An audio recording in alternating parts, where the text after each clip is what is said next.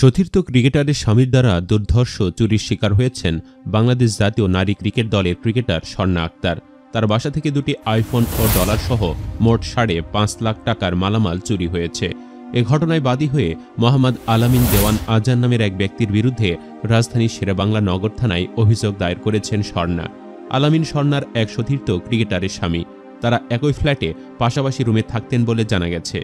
স্বর্ণার বাসায় চুরির বিষয়টি নিশ্চিত করে শেরেবাংলা নগর থানার ওসি মোহাম্মদ আহাদ আলী বলেন, রাজধানী পূর্ব রাজাবাজারে ক্রিকেটার স্বর্ণার ফ্ল্যাট থেকে একটি আইফোন ১৩ প্রো, একটি আইফোন ১৩ মিনি, $৩,৫০০, ৬,৫০০ নগদ টাকা, জন্মসনদ, প্রাইম ব্যাংকের চেক বই এবং প্রাইম ব্যাংকের ভিসা কার্ড সহ ব্যাগ চুরি হয়েছে। এ অভিযোগে থানায় মামলা দায়ের করেছেন স্বর্ণা। অভিযুক্ত মোহাম্মদ আলামিন অন্য নারী ক্রিকেটারের স্বামী। স্বর্ণার অভিযোগ, আলামিনকে বাসায় রেখে ৯:৩০টার দিকে তেজকুনিপাড়া খেলাঘর মাঠে অনুশীলনে যান তিনি সহ তার ৩ রুমমেট। মাঠের অনুশীলন শেষে দুপুর ১২:৩০টার দিকে বাসায় ফিরে দেখেন ফ্ল্যাটের মূল দরজা লক করা। বাসার দারোয়ানকে ডেকে তালা ভেঙে বাসার ভেতরে প্রবেশ করে দেখতে পান রুমের সব জিনিস এলোমেলো অবস্থায় পড়ে আছে।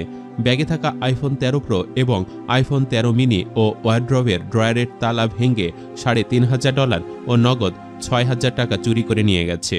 প্রিয় ভিউয়ার্স, জাতীয় দলের একজন ক্রিকেটার ফ্ল্যাট শেয়ার করে থাকেন, তাও আবার সতীর্থ ক্রিকেটারের স্বামীর সাথে। ব্যাপারটা বাংলাদেশের ক্রিকেটের জন্য কতটা লজ্জার বলে মনে করেন আপনারা? কমেন্ট বক্সে জানিয়ে দিন মন্তব্য। ভিডিওটি ভালো লাগলে লাইক ও শেয়ার করুন। ধন্যবাদ।